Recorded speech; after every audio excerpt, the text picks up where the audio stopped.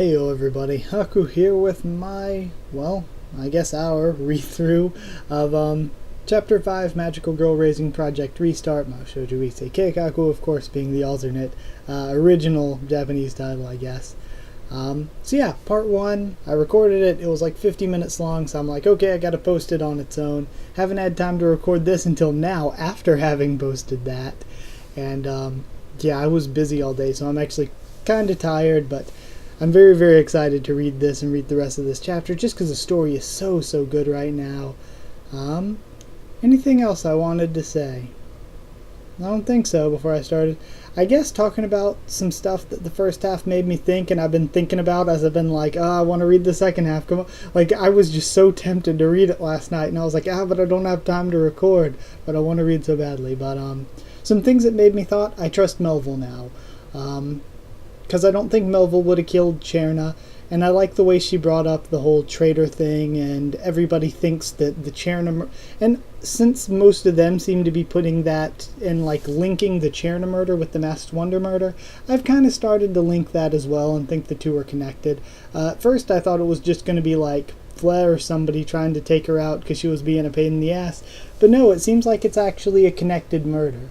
And since that's the case, I trust Melville now, which is good. Please be a good guy, Melville. Please, please. So, I trust Melville, I trust Detic, and kind of trust Lazaline as well. I trust Lazaline, but on the other side of things, I'm like, well, I guess we don't really know her that well to say she's completely in the clear. I do think Flea and Shadowgale are both completely in the clear. I really trust them. I really trust Pechka right now. With Miyakata, Clantail, and Ryonetta, they're in sort of the Lapis position, where I'm like, I don't think they did it, but also, I guess we don't really know that much about what they're thinking or doing outside of things right now. Then, lastly would be Nokko-chan, who, seeing Nokko-chan's backstory doesn't totally make her innocent, but I kind of trust Nokko-chan, and Nyan to me is the most likely culprit, unless it is the Master. I came to sort of the same conclusion as Shadowgale, though.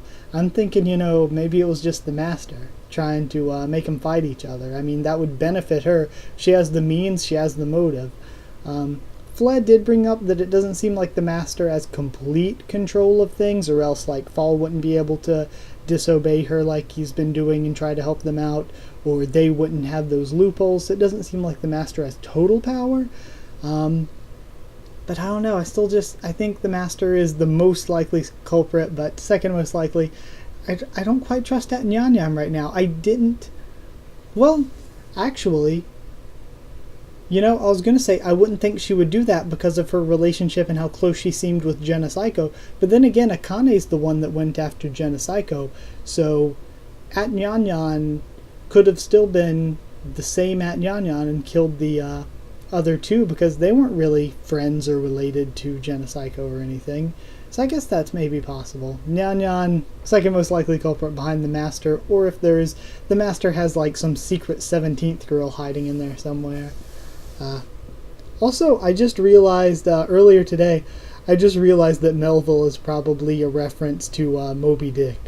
Just now finally realized that. I'm a little bit slow on the uptake, I suppose. But we're starting at page 23 with the page break that starts with Pechka. I also joked on Twitter, the first line of this chapter is just Pechka's character in a nutshell. What was it? Cherna Mouse has fallen, but it seems like somebody else's problem. So yeah, let's go ahead and read the rest of this, last 20 pages. Pechka. The game resumed in the wasteland. Oh, so we're already back to the game. The game resumed in the wasteland area. No matter where you are when you stopped the game, when they restarted it, it was always in the wasteland area. In short, they were always returned to where they first started the game. After confirming the position of her party members with the map, it was just the same as when she last came in here. Also, I just remembered, and now Detic Bell is sort of kind of spying on Lapis in real life to make sure she's innocent before she trusts her in-game.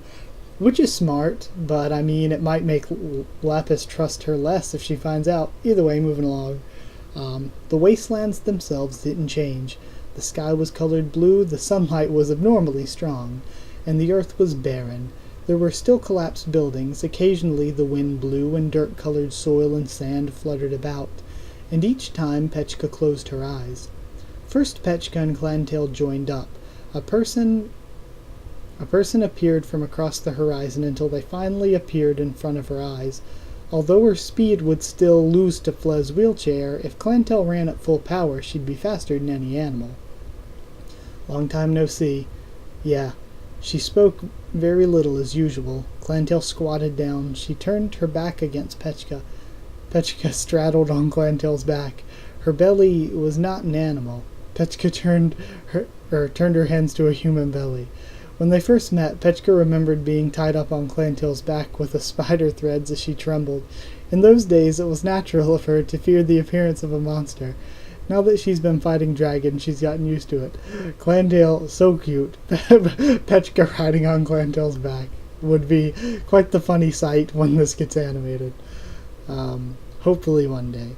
She straddled on Clantail's animal part, but when she turned her arms toward her human parts, it was interesting that the body temperature was different.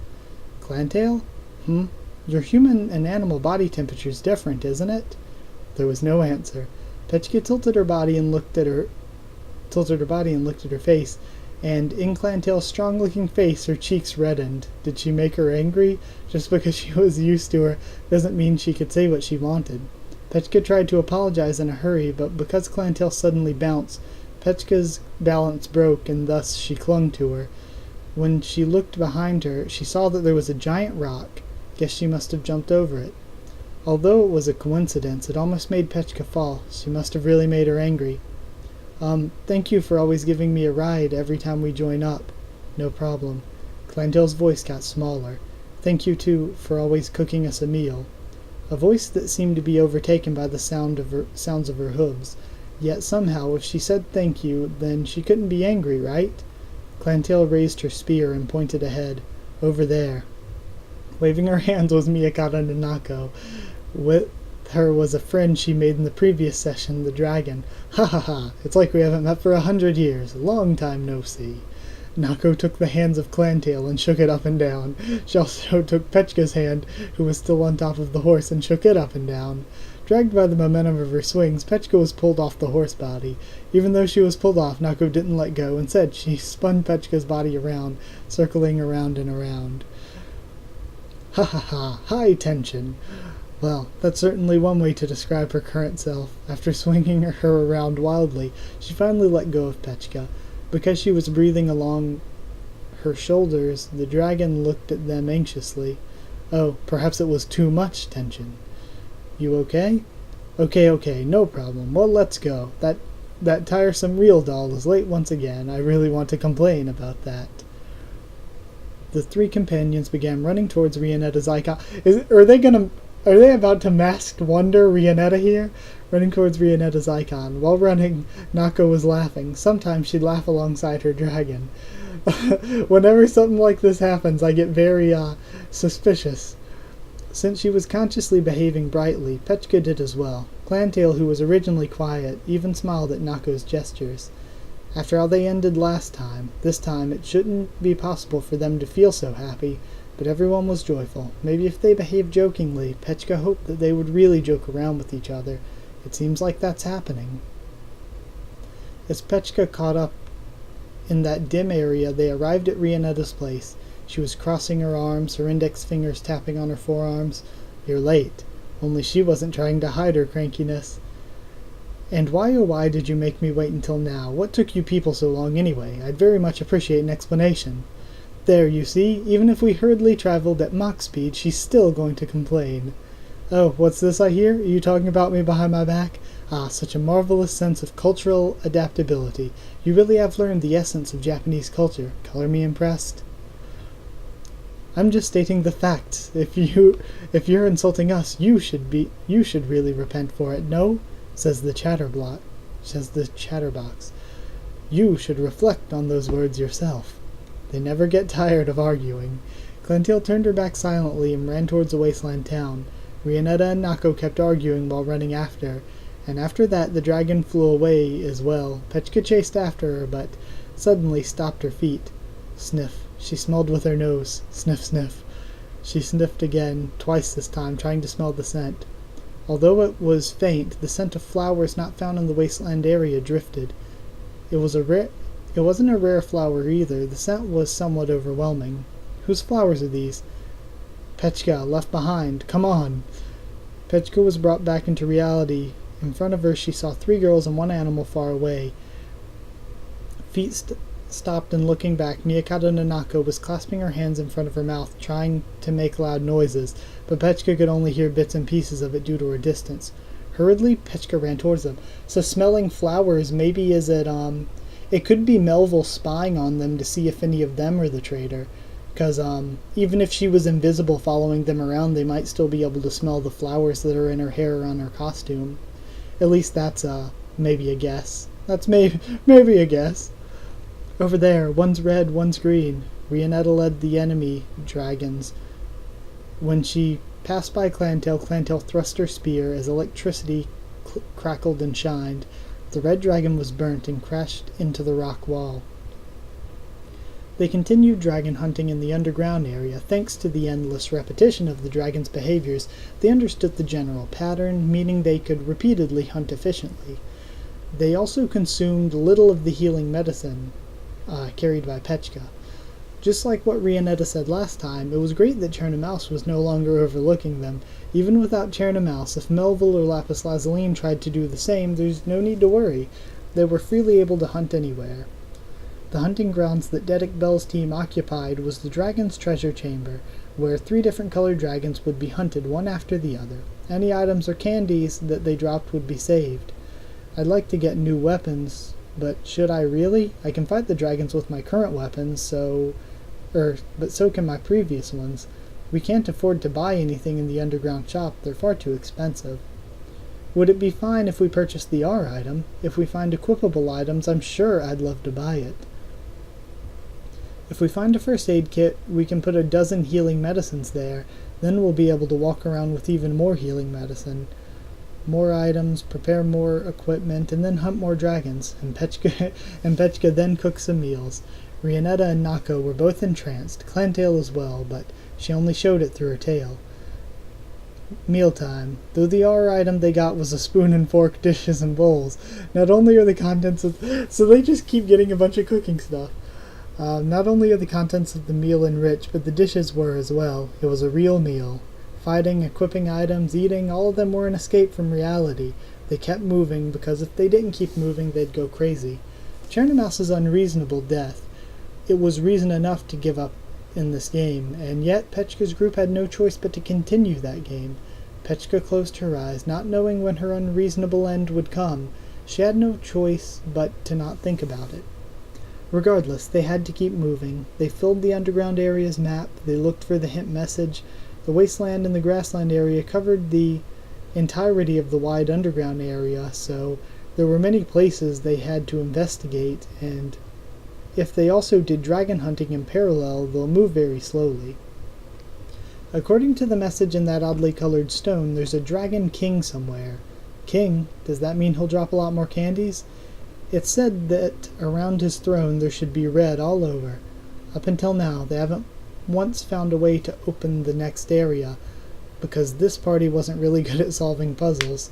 Although Petchka was a non-combat personnel, it doesn't mean she's in charge of all the brain work. Both Rianetta and Nokko would just groan at any cryptology, and Clantail has shown from the very beginning that it isn't her expertise. There is a Dragon King. The perimeter of his throne is bordered red. Underneath the town, 34, 41, 16, water and a large shield, glasses of the past. What you will get upon his death. Mochi shop. Those kinds of hints were the kinds of unfamiliar hints that they collected, and from there they couldn't derive any answers. They entrusted the opening of areas to other parties, and since their policy was to leave hint gathering to other people, their main objective has always been dragon hunting.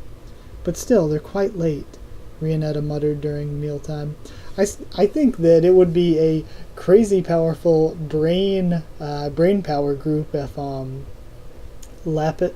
like I was saying Shadowgale and Flea teamed with Lapis and Dedic. But either way, Rionetta muttered during mealtime.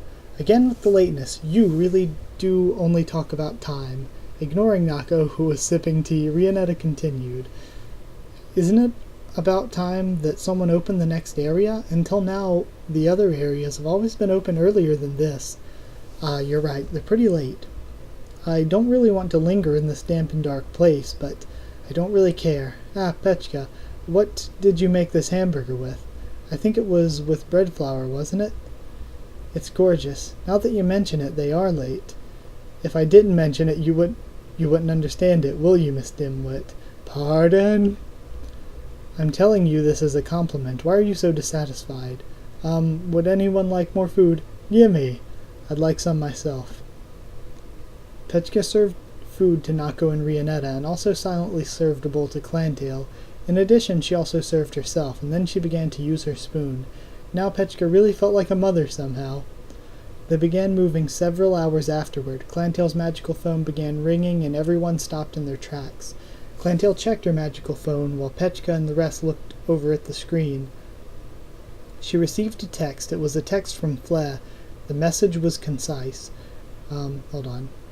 We discovered the area clear mission. However, it's rather difficult to clear. I'm requesting your cooperation. So, we're finally proceeding at last, said Rionetta, smiling happily. I don't feel good about this. I feel like the Dragon King is going to kill somebody. And I'm thinking it may be Rionetta. There are some kind of death flags going on with her.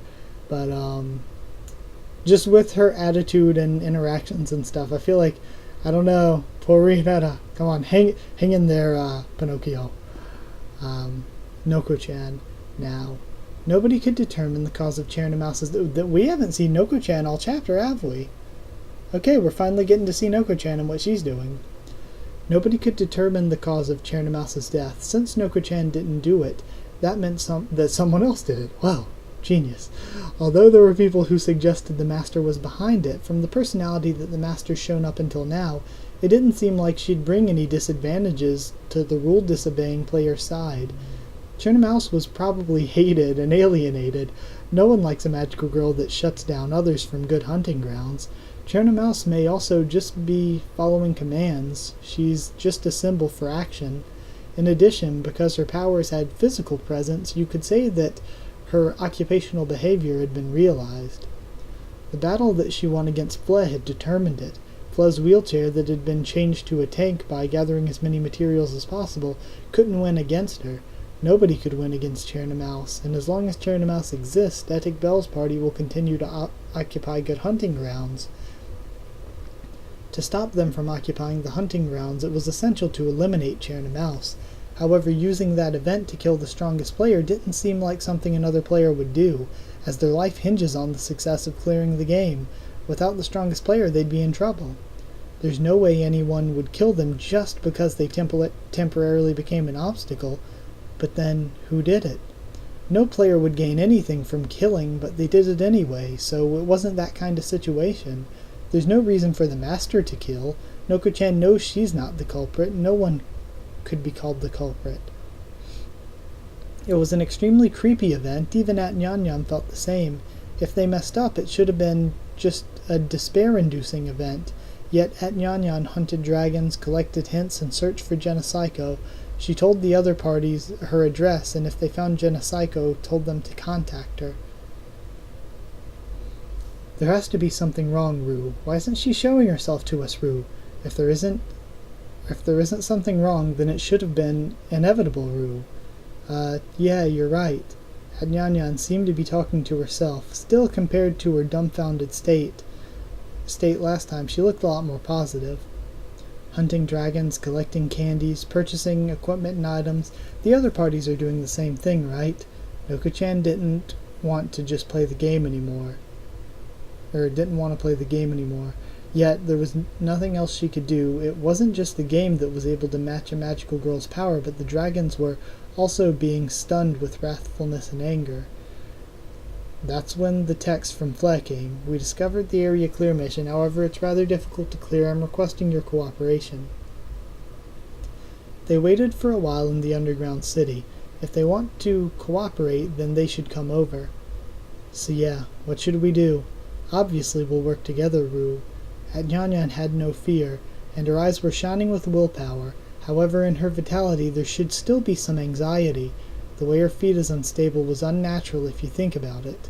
Facing any crisis, believing in your friends, never crumbling, never breaking, even though that's a magical girl's template, and even though that's what you'd call a pure and proper magical girl, it wasn't strange to feel helpless and torn. What does she know? Just before Nyan regained her spirit, she muttered about something. She knows something, and that's why she's willing to face up to what... And is that why she's willing to face up to what this is? Yeah, I don't quite trust Nyan. And I feel like maybe we think she's looking for Genopsycho because they're friends, but maybe she's looking for her because maybe Genopsycho, who said look out for traitors, maybe she found out that Nyan is a traitor, and Nyan wants to find her first so she can make sure she's dead and quiet her down. That doesn't seem like the way it is, but it could be a possibility even. The underground town, compared to the other areas, the appearance wasn't too different. The buildings were old and made of stone, there was no traffic, nor were there any people. Even if there are windows, there's no window glass. The shop's messages were only welcoming ones. Though, speaking of differences, the humidity was higher, and it had an odor of fungus. You could say that it was everywhere. You don't really want to live here. There were several magical girls in the meeting place. The centaur, the shrine maiden, chef, and doll were all in Clantail's party. The shrine maiden and doll were staring at each other. It looked like they were about to fight. Were they okay? Detic Bell's party was also here, without Cherna Mouse. There was currently Lapis, Lazaline, and Detic Bell. And Melville, where was she? Melville was the only one away from the party. She sat on a stone. Oh, so Melville came, she's just on her own. Flea was on Shadowgale's back. Nokko-chan and Nyan first approached Flea and called out. Ah, you're finally here. You still haven't fixed your wheelchair, Rue? I actually need to rebuild it, not fix it. Did you happen to get a chair from an R item? Sorry, we haven't purchased any R items. Oh, hold on then. This could be an interesting twist. What if the wheelchair... We've said high-performance wheelchair is her ability, but what if the wheelchair is just a normal chair that Shadowgale turned into a really badass wheelchair and her power is actually something else? Okay, let's continue reading. That could be something. Sorry, we haven't purchased any R items. I see. I asked the people who came earlier, but no one seems to have a chair. If you do happen to get a chair, please give it to me. I'll leave a thanks in advance. Without a wheelchair for Flea, the only one that could work properly was Shadowgale. Just thinking about it seems troublesome. She knows that part of the reason Flea gathered the other members were to open the next area. Flea's expression had neither pain nor suffering, and where her clothes were dirty there were no traces of pain or hurt, though if she was being carried by Shadowgale, she should have those traces. Let me grab some water really quick, actually.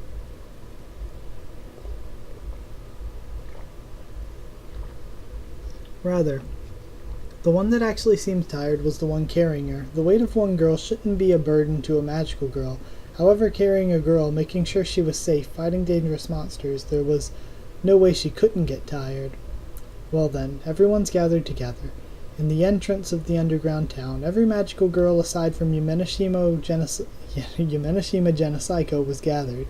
Flo looked around, stopping her gaze on each person, before finally nodding at the final one, Nokko-chan. Then, please gather behind me, I'll explain the area clear mission. As instructed by Flea, Shadowgale walked out and the others followed along. The underground area was basically a cave. The ground was made of hard rocks, it was damp, water droplets fell from above, which made many places wet. If you weren't careful, you'd slip. They could hear the sound of their shoes as they walked. With this amount of people, the number of footsteps were pretty big. The only one that didn't wear shoes was Clantail, and her hooves were noisier than shoes. Why'd she have hooves? Shouldn't she be in spider form? Wouldn't her hooves slip all around? Either way. Compared to the wasteland, grassland, and mountain areas, the road was narrow, so they couldn't walk side by side. Instead, they had to walk in one straight line. Nokko-chan looked forward from the second position from the back. The backs of the magical girls continued. Their backs looked very unprotected. Somewhere among them was someone with malicious intent. Could they attack their backs? But would they think about that? Were they trying to catch someone with malicious intent by exposing their backs? After a while the march stops. Flea's voice called out. From here on out, we'll be in the stage to open the next area. There's an extremely dangerous enemy ahead. Everyone should be cautious. From her magical phone, Fle took out some glasses, a simple silver design with no decoratives, and looked practical, unlike a magical girl. Fle wore the glasses. It didn't exactly look good on her. Alright, follow me. So I'm guessing the glasses are a special item, then. As Fle ordered, Shadowgale began to walk. A bit to the right. Yes, right there is good, she instructed as they walked straight into a wall, and when they hit that wall, they were sucked inside of it. While the other magical girls raised a voice of surprise, Fle's face popped out from the wall. From here, you'll go inside. It's not too wide, so be careful of clogging together. So, pretty much they just, invisible walled. Or, whatever, yeah. Clantail walked the second in row, touching the wall with a terrible fear. Her fingertips, then her wrist, then her arm, all passed through the wall and disappeared. Seems like the wall is stereoscopic, which means it's a false wall, and beyond was a passage. Fle's glasses seemed to be able to see that false wall. The row began to move. Clantail passed into the wall, and after that the rest followed. Nokko-chan also touched the wall with her hands. Without any resistance, she passed through to the other side. That's amazing, Rue. It only looks like a real wall, Rue. Nokko-chan nodded at the voice behind her, which also passed through. For a moment her sight became pitch black, and from that darkness a path came out. It was different from the cave system earlier. This one was like it was artificially cut out. From wall to wall, ceiling to floor, they were all parallel. The walls and floor boundaries were angled at 90 degrees. The wall textures were also smoother compared to the rocky surface before. There were torches on equal intervals on the walls. You could feel the heat if you brought your hands close. They were real flames. Magical girls don't need lights, yet somehow they seemed reliable. The secret passage lasted about 500 steps, and the footsteps she heard from the front changed. Because of Nokko-chan's height, she couldn't see the front, so she had to look from the side.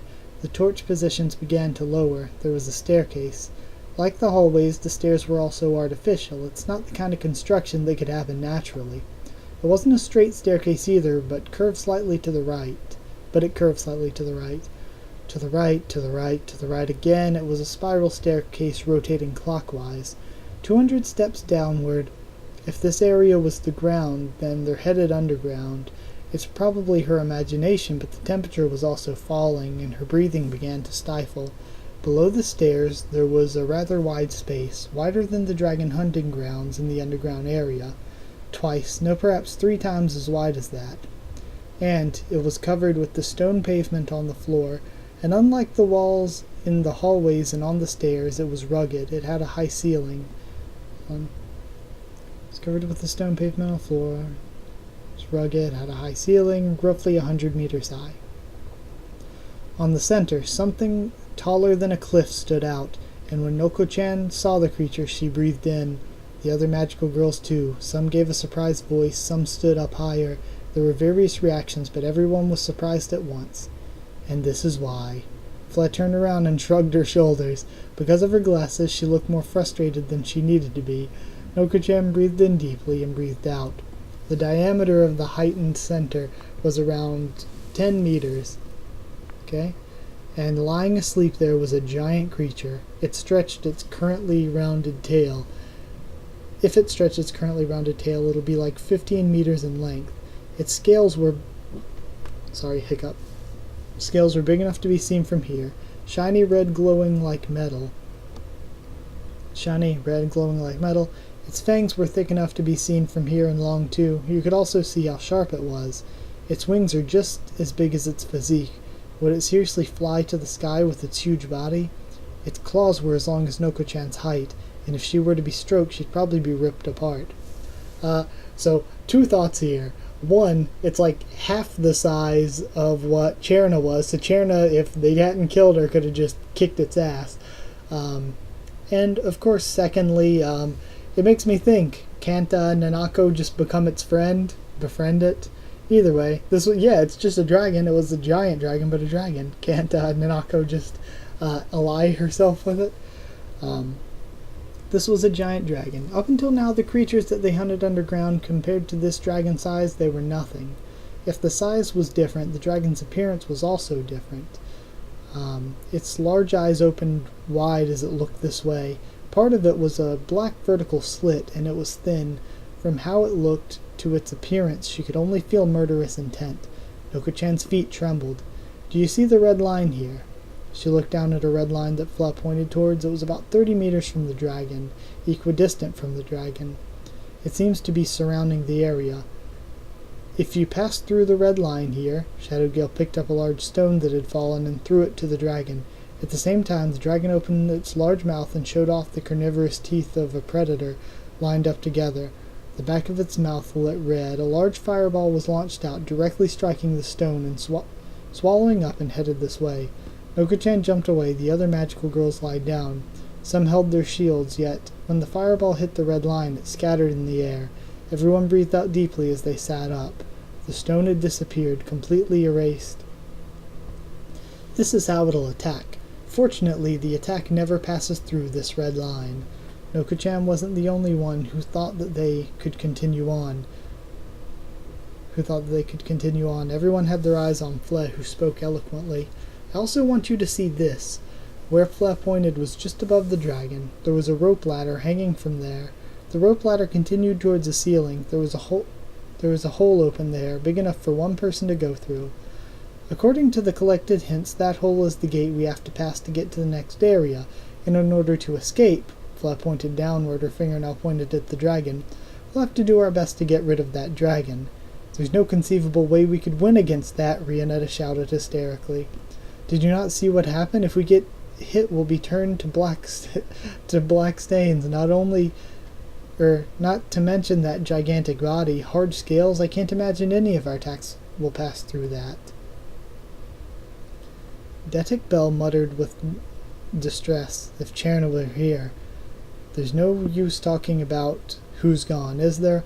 All of us are here now, and we should be talking about our situation." "That's not what I've decided. It seems a clear route has been given to us." Fla operated her magical phone, sliding the screen with her fingers. "Everyone please start up your monster books. You'll find the data there." The data was posted when they opened their monster picture book. Its name was Great Dragon. It was a simple name that doesn't have any other meanings. Although the data was published, most of them read ? The attack methods and drop items were all hidden. This is the so-called mid-boss. Most of the data is hidden, yet some of it is available. Monster name, spawn point, its attribute is fire, those weren't hidden. Okay, so if it's the mid-boss, we've had people dying throughout this already. Mid-boss, somebody's dying at mid-boss. Okay. The fact that it has the fire attribute means if we equip the water amulet, we'll increase the damage that we do, while decreasing the damage done to us. Still, if we get a direct hit from it, it's likely to be instant death. Then what's your point? If you're hit while you're equipped with the water amulet and shield +5 from the front, we won't be killed by its blow. We'll get some burns, but it's at a level that we can endure. Shadowgale nodded. Did she experiment with herself? And that line. And there's something else. She took out a blade from her magical phone. It was a small dagger, easy enough to handle, but its attack power seemed low. Dragon killing. Powerful against dragon-type monsters. If we hit it with this, we kill it. According to the item picture book. We went into a lot of trouble just getting this item, but that doesn't matter. Fla continued on. After that, at Nyan. What is it, Rue? What's the range of your scrolls? If you attack with a building, do you think the great dragon would survive? At Nyan's expression was slightly cloudy. Perhaps she remembered the samurai magical girl that was crushed by a building. I just need to throw my scrolls, Rue. I need to get quite close, Rue. Ah, is that so? Then we can attack from two sides. The right side will kill the dragon at Nyan Nyan from the left side. If either one reaches the dragon, victory is assured. What Fle said was being processed in Nokko-chan's head. Attacks aren't fatal. They can win by overwhelming numbers. The dragon was gigantic, which meant that it'd be hard for it to turn around. If they could surround it, then there's a way. They had two kinds of attack methods. If either of them hits, they'd beat it.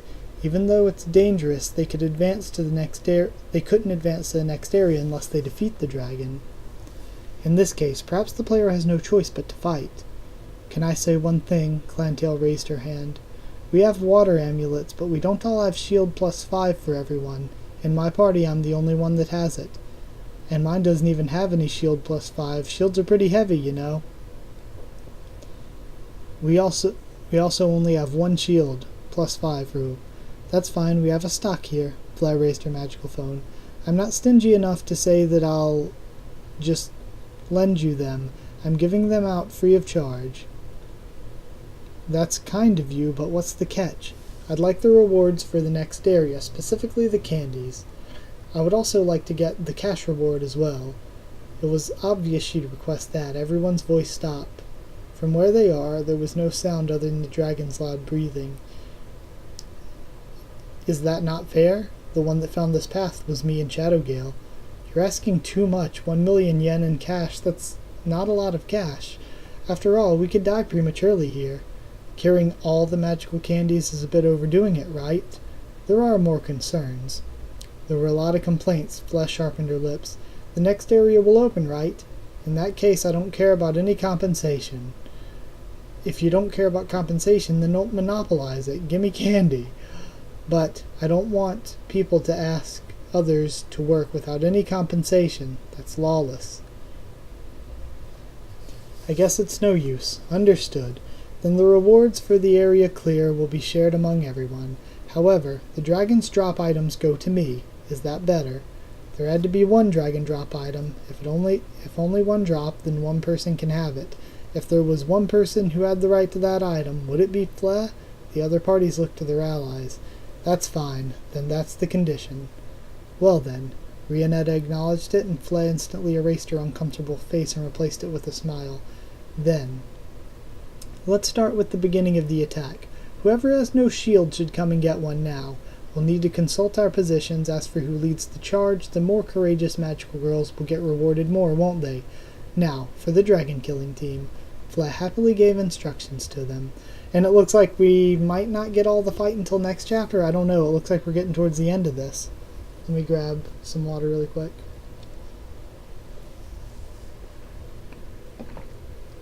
Okay. Checking everything. Everyone was in position, waiting behind the red line, careful in not letting their feet touch it, holding a shield and unfamiliar equipment that felt like a larger weight than usual, yet still reliable as well. If it comes to, she can protect herself, or at least she should be able to. Next to Nokko-chan was a white magical girl belonging to Clantail's party. Pechka was trembling. She wondered if being in a scene like this had anything to do why this girl is this way. She was unlikely to be reliable from the looks of it.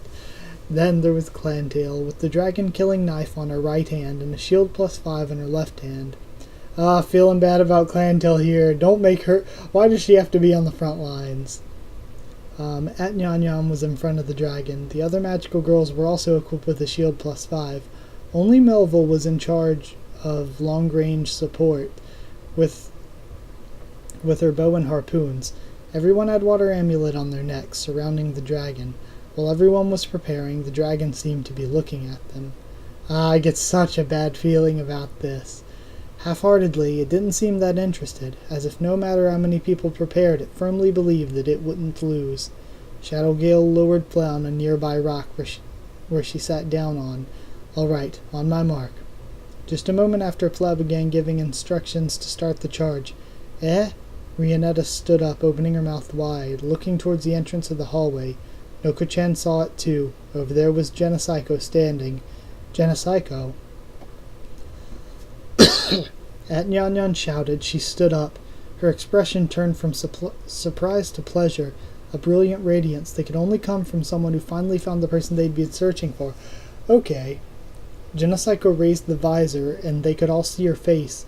She hadn't changed at all. Unlike what Dedic Bell's party said they saw, she didn't have any scars. Were they already treated, or perhaps she never had any scars in the first place? Genocycle also smiled. Both her arms opened up wide to Nyan Nyan. She ran over to her and hugged her. Nyan Nyan gladly accepted her with a smile. The two of them collided and rolled beyond the red line. The dragon blew fire towards them. Before Nokko-chan even understood what was happening, the dragon blew another fireball, hitting the two fallen girls. Before it blew the third one, Melville shot a harpoon, hitting the dragon's neck. Blood splattered out. The dragon shook its throat and roared towards the ceiling. Everything began to shake. Don't stop. Advance now. Everyone began moving, just as they remembered. So, what if Genocycle knew that Nyan Nyan was the traitor? So she just goes for the hug, takes her over the red line, pops down the visor, and just burnt Nyan Nyan. What if Genocycle just straight murdered this chick? And now we got the master side. Okay. Also, I like Melville so much now. Melville hitting it with the harpoon and stuff, and she actually injured it. But I also feel bad about Clantail having to lead from the front. Please stay safe up there. But now Nyan Nyan can't drop a building on it if she got crisped. But yeah, that is quite interesting.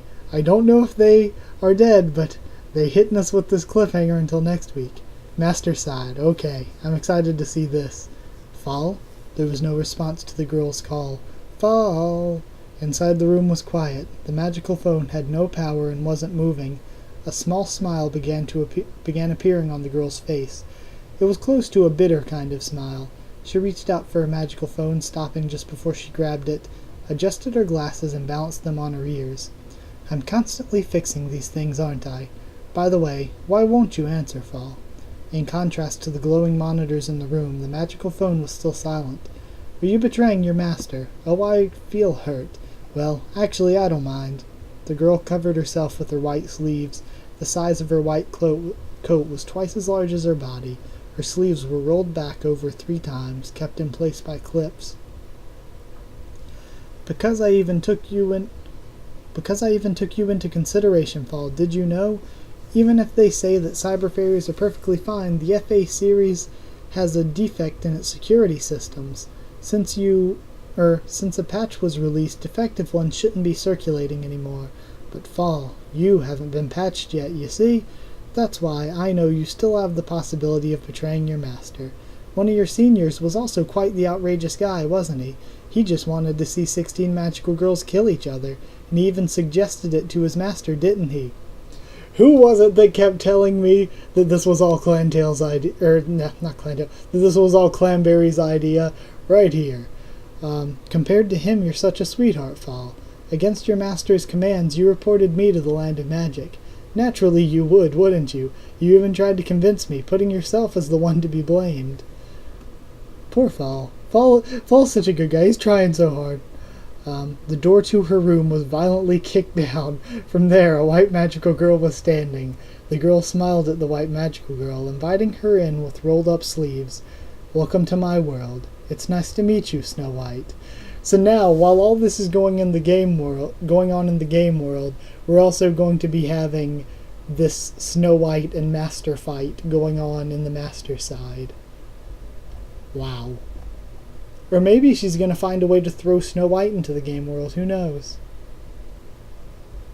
That was good, though. So Snow White is here to kick her ass. It is a little bit earlier than I was expecting for Snow White to show up, but still. I'm assuming, though, we're still going to get more backstory on how Snow White found out she was doing this and all, though. So, I mean, Snow White's here a bit early, but I think there's still a lot of stuff to be said for what's going on with her. Damn, that was a good chapter.